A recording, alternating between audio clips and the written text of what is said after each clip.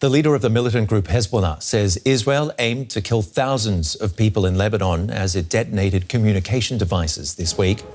37 people have died after 2 days of explosions across the country. The blasts came in two waves, beginning with thousands of pagers, including those used by the militants. Then a day later, other devices, including handheld radios, detonated. Some of those targeted in the second wave were laying victims of the first attack to rest. Hassan Nasrallah has just responded to the attack, saying they violated red lines. He described them as a declaration of war by Israel on the Lebanese people. Thousands of pagers were targeted by the Israeli enemy and detonated simultaneously. With this operation, the enemy crossed all rules, laws, and red lines.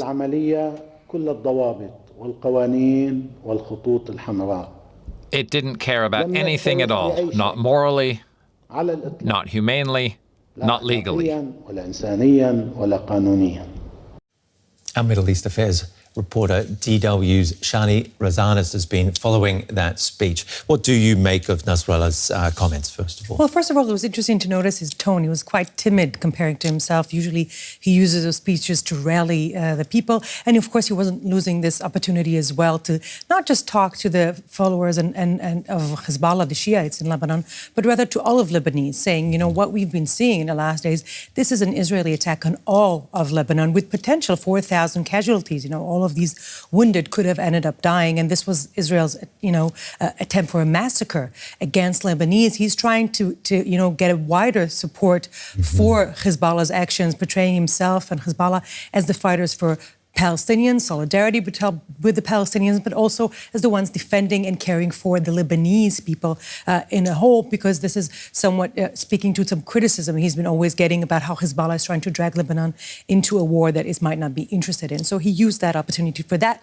That was quite important message. And the second important message he's saying there, if the Israelis try to bring us down to our knees, make us maybe stop our actions, because, there have been exchange of fires between Israel and Hezbollah since October, along the Israeli northern border. He said, we are not going to stop until there's a solution to Gaza. We are not going to abandon our solidarity with our fellow Palestinian brothers, fighting in Gaza and in the West Bank, as long as Israel is not willing to come to any end of fighting in Gaza. So if you were thinking, also talking to the Americans, and, we had the American, talking about maybe a deal between Lebanon and Hezbollah and Israel, saying basically this is off the table.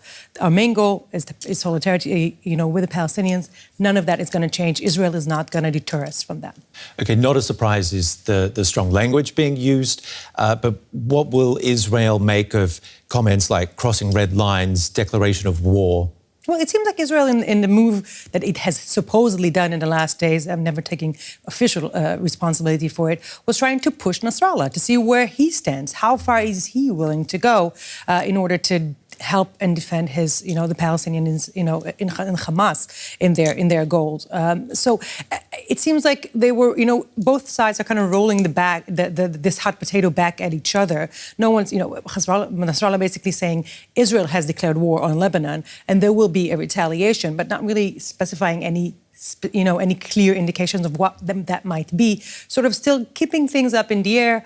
I think, again, trying to show, as he must, strong rhetorics, again, as keeping face with his supporters and with the Lebanese people and the expectations, of the whole Arab world the last 2 days. But then at the same time, still giving himself some time to sort of think through what would be the best way to push back against Israel without bringing for a whole outbreak of escalation and regional war. And let's bring in Makram, Rabah, lectures in history at the American University of Beirut. First of all, what position do these attacks put Nasrallah in? Well, it actually exposed him for what Hezbollah really are, which basically is an archaic militia that belongs to the previous century. More importantly, throughout his speech, he was not able to justify why someone who claims that he has the ability to take on Israel and ultimately destroy it through a large barrage of missiles hasn't yet showed that he's really serious in the fighting, or he has an understanding that a full-scale continued warfare requires intelligence and requires technology. on many levels, Hezbollah have failed to show up when technology is involved, and whatever they do, if they decide to go primitive or they decide to go less technologically, this would affect their ability to fight. But more importantly, despite the fact that many people consider this to be an attack against civilians, all these people who are in possession of these pagers are officially members of Hezbollah, according to the admission of Nasrallah, and thus, in the context of the ongoing war, are fair game in a way. Despite that they might not have been holding guns at the time, the nature of the war between Israel and Hezbollah makes this attack somewhat of an, I don't want to call it anticipated, but somehow, quote unquote, normal. And an embarrassment for Hezbollah, for Nasrallah. What would the consequences, though, be of this chipping away at his credibility? Well, certainly this is a long-term effect, meaning that many of these people, despite their so-called vocal support for Nasrallah and for Hezbollah, will think twice before holding an electronic device or even holding a rifle, because we don't know the level of infiltration that Israel has gotten into the Iranian organization.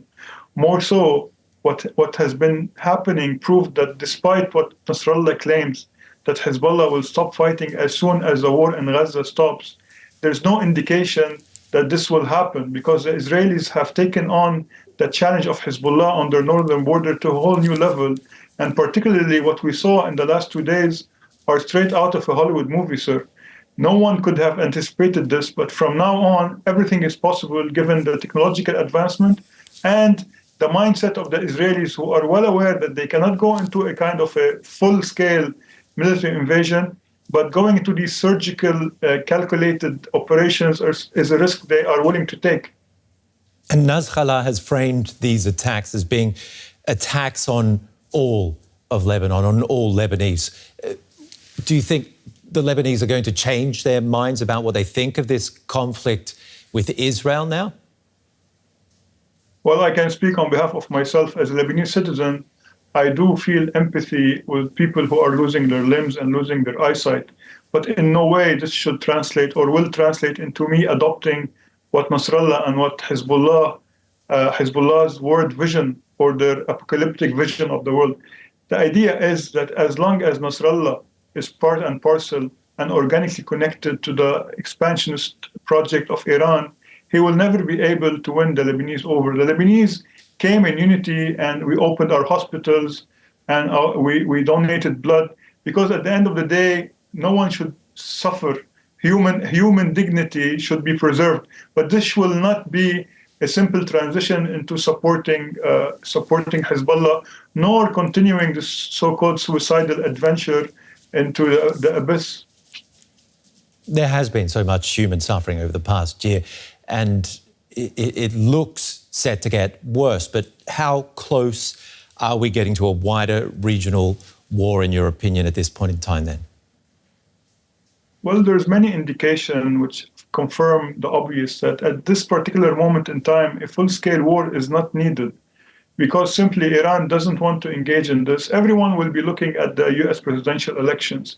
And Nasrallah does not wish to engage in war, not because he doesn't want to hurt Lebanon or even hurt the Israelis. Simply he knows that this is a confrontation that he will surely lose. And thus they're trying to play out the clock, hoping a new democratic administration or a return of democratic administration to the White House would translate into a kind of appeasement and a kind of a new nuclear deal for Iran. All of these factors do not seem to align. And on the side of the Israelis, I don't think they have the urgency to go into a full-scale war without having wrapped up in Gaza. And fighting in Gaza indicates that it will not end anytime soon.